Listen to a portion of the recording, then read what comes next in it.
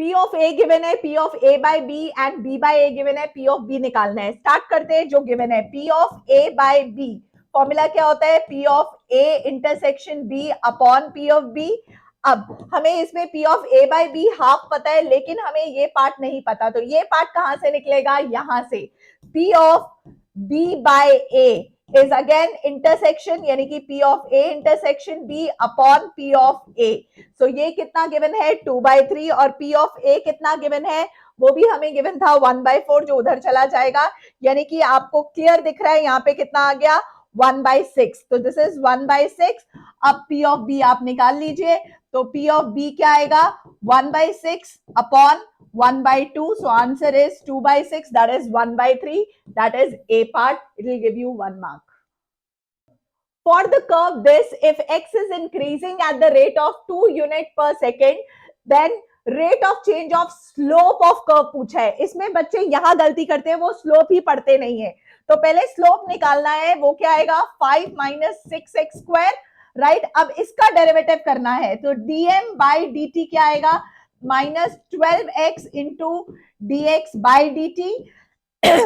x की value 3 है, put कर दीजिए, dx बाई dt पुट कर दीजिए, जो कि 2 है, सो ये 2 आ गया, यहाँ 3 आ गया। सो आंसर आपको क्लियर दिख रहा है, ए part.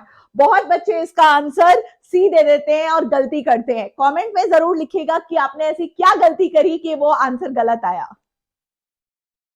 Find the direction ratios and cosines of this line. Line को स्टैंडर्ड फॉर्म में कन्वर्ट करने के लिए इसको 5 से डिवाइड कर दीजिए, तो x माइनस 3/5, क्योंकि 5 से डिवाइड कर दिया तो ये 1/5 आएगा। सिमिलरली ये 15 से divide, so y minus 7/15 upon 1/15 equals to, ये माइनस 10 से डिवाइड होगा क्योंकि z पॉजिटिव चाहिए, so minus 3/10, right, upon this is minus 1/10। अब कॉमन फैक्टर हमें पता है, मतलब मल्टीपल जो कि 30 होता है, मल्टीप्लाई कर दीजिए, आपको आंसर क्लियर दिख रहा है।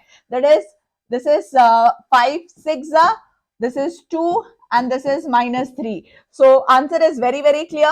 This is the direction ratios. cosine क्या होगा? this divided by under root of 6 का square plus 2 का square plus minus 3 का square, so that is A part is your answer and it will give you 1 mark.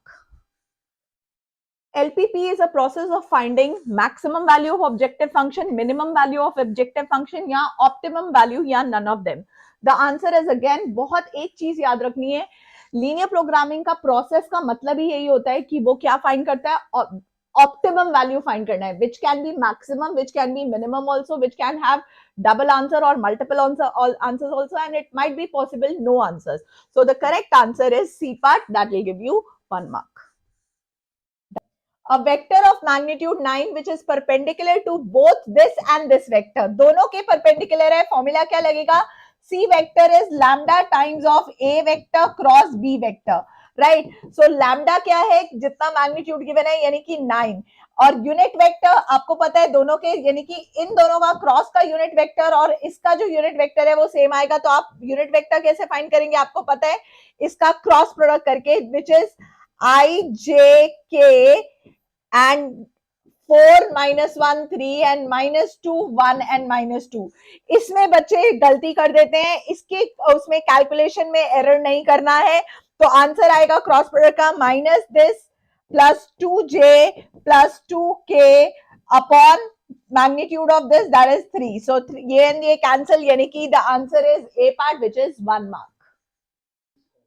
Late A be a set ABC है and एक relation है जिसमें AA BC and AB present है। उसने पूछा है कि मिनिमम हमें कितने ऑर्डर्ड पेयर चाहिए to make it reflexive and transitive. Reflexive मतलब सबकी इमेज खुद के इक्वल होनी चाहिए, यानी कि AA तो ऑलरेडी है, BB भी प्रेजेंट होना चाहिए था और C एंड C भी प्रेजेंट होना चाहिए था। अब देखते हैं ट्रांजिटिव का मतलब। ट्रांजिटिव क्या होता है? अगर A B प्रेजेंट है, B C प्रेजेंट है, तो क्या प्रेजेंट होना चाहिए? A और C भी प्रेजेंट होना चाहिए। तो आपको क्लियर दिख रहा है कि कितने ऑर्डर्ड पेयर इसमें मिसिंग है। अगर मुझे इसे रिफ्लेक्सिव और ट्रांजिटिव बनाना है, answer is 3। So that is why ये क्वेश्चन देगा 1 नंबर, और बेसिक लॉजिक यूज करना है ट्रांजिटिव का एंड रिफ्लेक्सिव का। If A vector cross B vector equals to A cross C, then ये क्वेश्चन बच्चों को बहुत डिफिकल्ट लगता है, समझ नहीं आता। जस्ट स्टार्ट करो उससे जो गिवन है. सो can I say A vector cross B vector minus A vector cross C vector equal to 0 आ रहा है. 0 वेक्टर मतलब can I take a vector common and can I say it will be b vector a cross मतलब b vector minus c vector equals to 0 vector, right? अब a cross b 0 कब होता है? या तो तब होगा जब a वेक्टर 0 होगा, या तब होगा जब b माइनस c वेक्टर 0 होगा, यानी कि b vector equals to C vector होगा. So either answer is this or this. तो यानी कि इसका आंसर सी पार्ट आएगा. कई बच्चे इसका आंसर ए देते हैं, कई बी देते हैं, कई नन लिख देते हैं, उन्हें समझ नहीं आता. तो थोड़ा सा ध्यान से करना है, बेसिक लॉजिक फॉलो करना है एंड ये देगा आपको 1 number. Find a vector equation of a line passing through this, यानी कि जो पासिंग थ्रू है यानी कि वो हो गया ए वेक्टर प्लस लैम्डा. अब आगे देखते हैं parallel to this. Parallel to this means इसका जो बी वेक्टर होगा वही इस नई लाइन का भी बी वेक्टर होगा. यानी कि ए वेक्टर तो वेल डिफाइन है कि ए वेक्टर होगा 1 आई कैप प्लस 2 जे कैप माइनस के कैप, जो कि मुझे यहां दिख रहा है. आई एम सॉरी, जो कि मुझे यहां दिख रहा है एंड यहां दिख रहा है. अब देखते हैं करेक्ट आंसर कैसे, बी वेक्टर कैसे निकलेगा.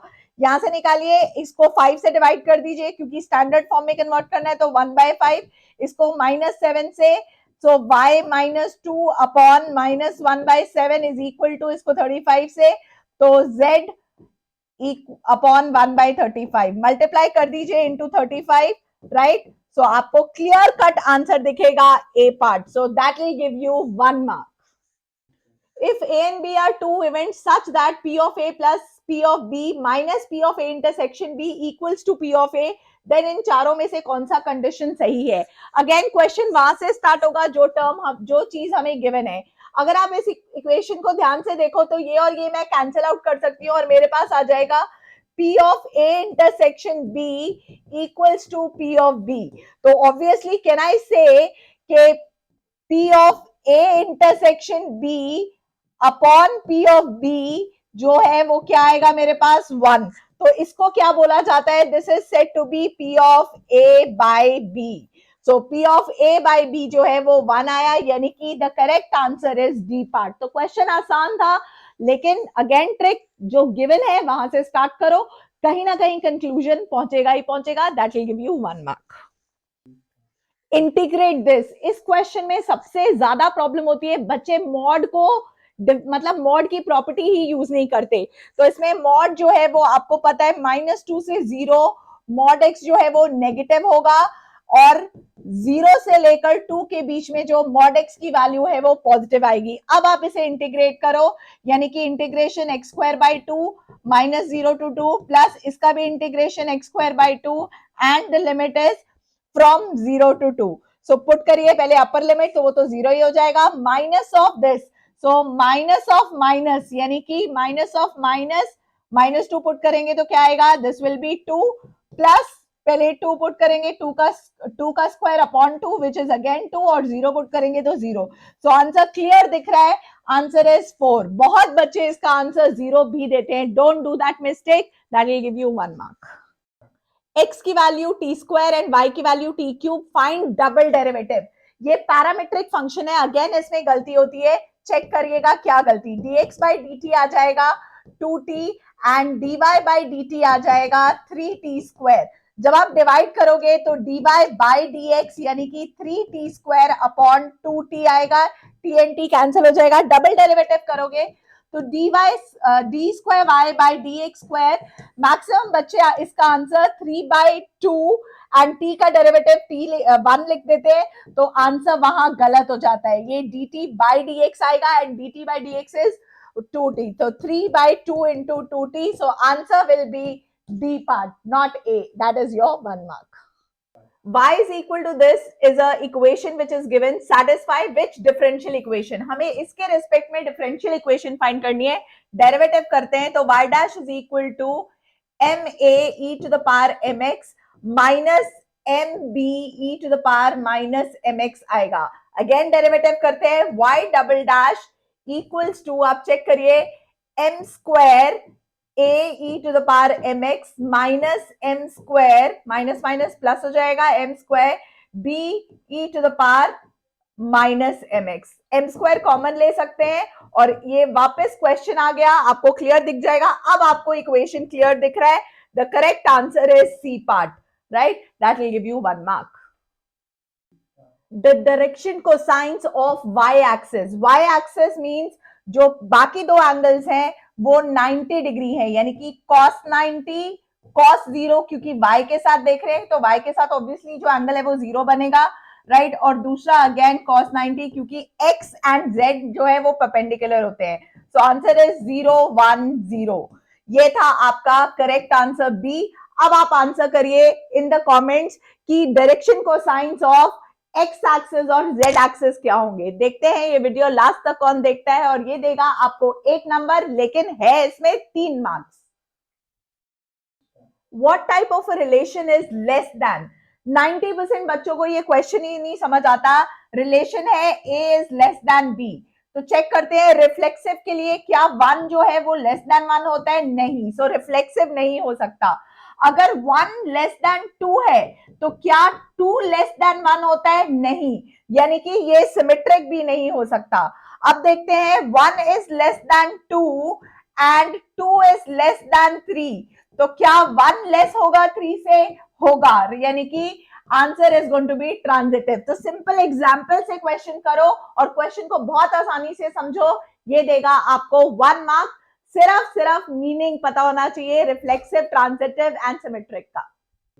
Of all the points of feasible region, feasible region means close boundary आई है, यानी कि जब आप एरिया उसका प्लॉट कर रहे हो तो कुछ ऐसा आपका ग्राफ आया है जिसका रीजन जो है वो फीजिबल है।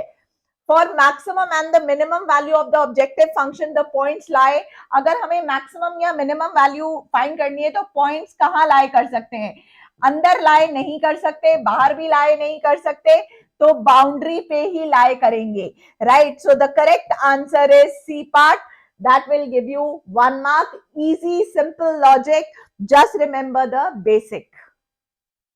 The general solution of the differential equation, पहले इसे उस साइड ले जाते हैं तो क्या आएगा? dx by x is equal to dy upon y log y। तो आपको पता है यहाँ पे इंटीग्रेशन करने के लिए, क्योंकि सॉल्व करना था, तो ये तो आ जाएगा log x, और यहाँ क्या आ जाएगा? log y को हमें t लेना पड़ेगा, so 1 by y dy equal to dt आया, राइट। सो यहाँ पे आ गया log mod t। अब हमेशा कोशिश ये करेंगे कि c जो है वो x की तरफ रखेंगे, अगर ये c है तो इसे log c लिख सकते हैं। लॉजिक लगाइए, x into C log mod equals to log t, right. log log cancel हो गए, xc equal to t is what? log y। So answer आपको क्लियर दिख रहा है, y अगर log हटाएंगे y is equal to e to the power xc, that is 1 mark for you. The coordinates of the foot of perpendicular drawn from this point, एक point है 2 5 7 and coordinate of foot of perpendicular drawn on x axis। यहाँ पे सारा खेल इस word का है, x axis पे है। x एक्सिस मींस जो y एंड z है वो 0 हो जाएगा, और ऑब्वियसली क्योंकि 2 है और वो बिल्कुल परपेंडिकुलर है तो यानी कि जो x है वो सेम ही रहेगा। So the answer is A part, no confusion, कोई कंफ्यूजन नहीं होनी चाहिए, ये लेगा आपको 1 नंबर। If y is equal to under root of sin x plus y, then dy by dx निकालना है। अगर dy शॉर्टकट यूज करिएगा, पहले स्क्वायरिंग कर दीजिएगा, तो y स्क्वायर और फिर equals to sin x plus y। अब y एक साइड ले आते हैं ताकि मेरा डायरेक्ट dy by dx आ जाए। अब आप डेरिवेटिव लीजिए, सो 2y माइनस 1 इंटू, क्योंकि dy by dx कर रहे हैं, equals to derivative of sin x which is what? cos x। तो आंसर आपको क्लियर दिख रहा है कि dy by dx क्या आएगा? cos x upon 2y minus 1। So clear cut answer है ए पार्ट, कोई कंफ्यूजन नहीं होना चाहिए, सिंपल शॉर्टकट रिमेंबर करना है, रूट हटाना है, that will give you 1 mark. If for a vector and b vector this is the condition, तो उनके बीच में एंगल फाइंड करना है। सिंपल बेसिक लॉजिक यूज करिए। Magnitude of a cross b क्या होता है? Magnitude vector, magnitude of a, magnitude of b sin theta and dot में आपको पता है क्या होता है? a वेक्टर का मैग्नीट्यूड, b वेक्टर का मैग्नीट्यूड cos थीटा। यानी कि ये और ये कैंसिल, ये और ये कैंसिल, तो हमारा क्या आ रहा है, sine theta equal to cos theta, या आप ये भी बोल सकते हो tan थीटा इक्वल्स टू 1, तो थीटा क्या है, π/4। या कई बच्चे यहीं पे भी कर सकते हैं, साइन थीटा कॉस थीटा कब इक्वल होते हैं, जब थीटा की वैल्यू 45 डिग्री होती है। This will give you 1 mark. Find the acute angle between this line and x-axis. x-axis के डायरेक्शन को साइंस हो गए 1 0 0 एंड लाइन के डायरेक्शन को साइंस b वेक्टर से देखे जाते हैं, जो कि हो गया 1 -1 0।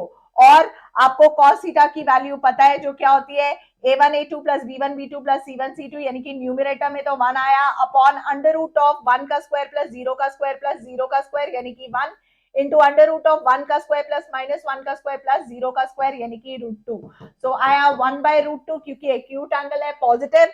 आंसर इज π/4, क्योंकि cos थीटा की वैल्यू 1/√2 π/4 पे होती है। ये देगा आपको 1 नंबर।